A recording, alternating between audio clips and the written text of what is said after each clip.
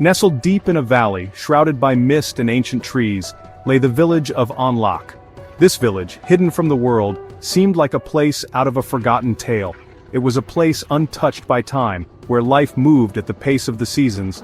The villagers lived in harmony with the land, their days marked by the changing colors of the fields and forests. Villagers lived off the land, their lives intertwined with the rhythms of nature. They farmed, harvested, and celebrated the bounty of each season, their traditions passed down through generations. But beneath the tranquil facade, a darkness lingered, an unsettling presence that the villagers rarely spoke of, but always felt. An ancient tale, whispered from generation to generation. A story that carried the weight of history and the fear of the unknown. The tale of the wind's curse. A curse that was said to be as old as the village itself. The villagers believed that every year, on the eve of the harvest moon, the wind carried restless spirits. Spirits that roamed the village, seeking something they had lost. Spirits seeking solace or perhaps vengeance. Their presence was a reminder of the village's ancient past and the secrets it held. The elders spoke of a forbidden ritual, a ritual that was both feared and revered. A ritual that, if performed, could harness the wind's power to curse an enemy. A power that was as dangerous as it was alluring, binding their soul to the earth, trapping them forever. A fate worse than death, feared by all. The ritual was a closely guarded secret, known only to a select few. Those who knew it were bound by an oath of silence. It was a power spoken of with fear and reverence. A power that could change the fate of anyone who dared to use it. A power that once unleashed could never be undone. Its consequences were irreversible, a dark shadow over the village. The villagers knew the consequences of tampering with forces beyond their control. They lived in constant awareness of the delicate balance they maintained. The story of the wind's curse was more than just a legend in Onlock. It was a warning. A cautionary tale that reminded them of the power they held and the dangers it posed. A reminder of the delicate balance between the living and the dead. A balance that was fragile and easily disrupted. A balance that must never be disturbed. For the peace of the village depended on it, and the villagers knew that some secrets were best left untouched. Thon, a restless teenager on the cusp of manhood, scoffed at these tales, dismissing them with a wave of his hand. He saw them as nothing more than old wives' tales, stories meant to scare children. His youthful arrogance blinded him to the unseen dangers lurking beneath the surface, dangers that only the wise could sense. "Father, these are just stories," he'd say, rolling his eyes in exasperation. "Ghosts and curses aren't real, they're just figments of imagination." His father, a weathered farmer named Ba, would shake his head, his eyes filled with a deep, knowing sadness, a sadness born from experience. "There are things in this world we cannot understand, Thon," he would say, his voice heavy with the weight of unspoken truths. "Things we should not meddle with, things that are beyond our comprehension." But Thon, fueled by youthful bravado and a thirst for adventure, refused to listen. He craved excitement, something beyond the ordinary. The mundane life of the village, with its repetitive routines and predictable days, held no appeal for him. He longed to escape the confines of tradition, to break free from the chains of his upbringing. One night, as the harvest moon hung heavy in the sky, casting an eerie glow over the village, Thon decided to prove his bravery once and for all. He would venture out into the night, into the heart of the forbidden forest, a place shrouded in mystery and fear, the forest where the wind was said to whisper secrets to the dead, a place where few dared to tread. "Don't go, Thon," his father pleaded, his voice thick with worry and desperation. "Tonight the wind is strong, it's not safe, please stay home." But Thon, his mind made up and his heart set on adventure, ignored his father's warnings. He slipped out of the house and into the night, his heart pounding with a mixture of fear and exhilaration, ready to face whatever lay ahead. The forest was alive with sound. The wind howled through the trees, its mournful cries sending shivers down Thon's spine. Shadows danced and twisted, playing tricks on his eyes.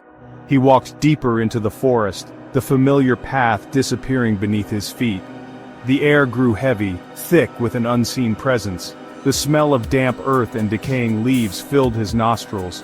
He could hear the rustle of leaves, the snap of twigs, but when he turned to look, there was nothing there. Just the wind, swirling around him, whispering his name. "Thon." He stopped, his heart pounding in his chest. He could have sworn he had heard a voice carried on the wind. But when he looked around, he saw nothing but the dark, menacing trees.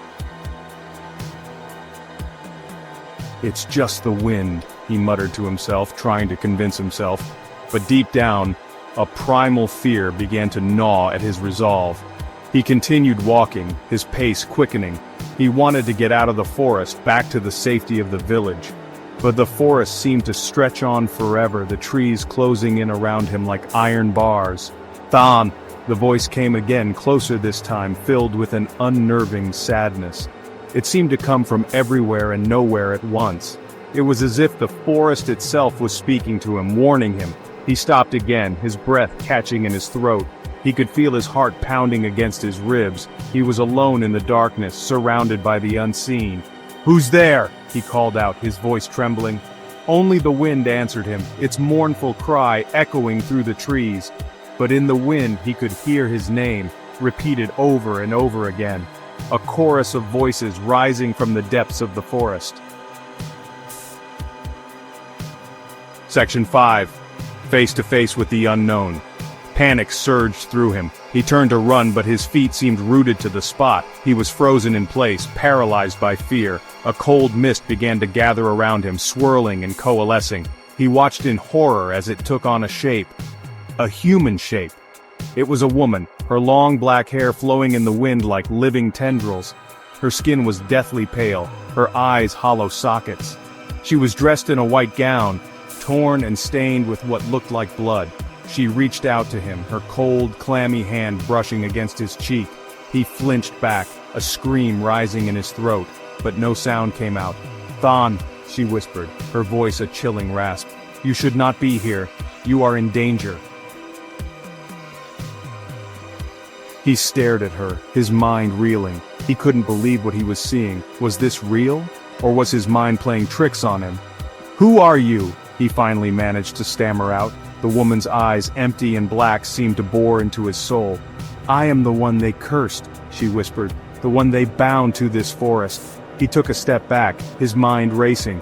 He remembered the stories his father used to tell him, the stories of the wind's curse.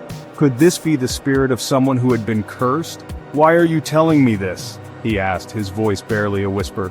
The woman's face contorted in a grimace of pain. "They are coming for you, Thon. They want to use you." He didn't understand what was happening around him. Who was coming for him? The shadows seemed to move with a life of their own, and what did they want to use him for? His mind raced with questions. Before he could ask, the woman screamed, a high-pitched wail that seemed to split the night echoing through the darkness. The wind whipped around her, growing stronger, angrier, as if it were alive. The trees thrashed violently, their branches reaching out for him like grasping claws trying to pull him in. He felt a sharp pain in his head like a vice tightening around his skull, squeezing his thoughts away. He cried out, clutching his head in his hands, trying to block out the pain. Images flashed before his eyes, a chaotic montage of memories and nightmares. Images of his father chanting strange words over a flickering fire, performing an ancient ritual. Images of a young woman, her face contorted in terror, being dragged away into the darkness, her screams echoing in his mind. The woman's grip on his arm tightened, her nails digging into his skin. "They are using you to fuel the curse," she hissed, her voice filled with urgency and fear. "You have to fight it, Thon. You must resist. Don't let them control you. Fight back with all your strength." He wanted to fight, but the pain was too much, overwhelming his senses. He felt himself slipping away, his vision fading, the world around him growing dim. The last thing he saw was the woman's face, etched with desperation and fear, before everything went black, plunging him into darkness. He woke up with a gasp, his body drenched in sweat. He was lying on the floor of his room, the first rays of dawn peeking through the cracks in the walls. He sat up, his head pounding, his stomach churning. It had been a dream, a horrible, vivid dream. But as he looked down at his hands, he noticed something strange. They were covered in dirt, and there, etched across his palm, was a single bloody scratch. He stumbled outside, drawn by an unseen force. He knew where he had to go, to the heart of the forbidden forest, to the clearing where he had seen the woman in his dream. He found it easily, as if guided by an invisible hand. The clearing was empty, but the air was thick with a palpable sense of dread. And then he saw it. Carved into the trunk of an ancient tree was the symbol he had seen in his dream, the symbol of the wind's curse. He stood there for a long time staring at the symbol, his mind racing. He had been so quick to dismiss his father's stories as mere superstition, but now he knew the truth. The wind's curse was real, and he had been touched by it. He didn't know what it meant for him, for his future, but he knew one thing for sure: he would never be the same again. He had looked into the abyss, and the abyss had looked back. As he turned to leave the forest, the wind whispered through the trees, carrying with it the echo of the woman's voice. A warning, a promise, a curse. You are one of us now, Thon. The wind howled around him, a constant reminder of the darkness that lingered at the edge of his world. He was forever changed, forever haunted by the secrets of the wind.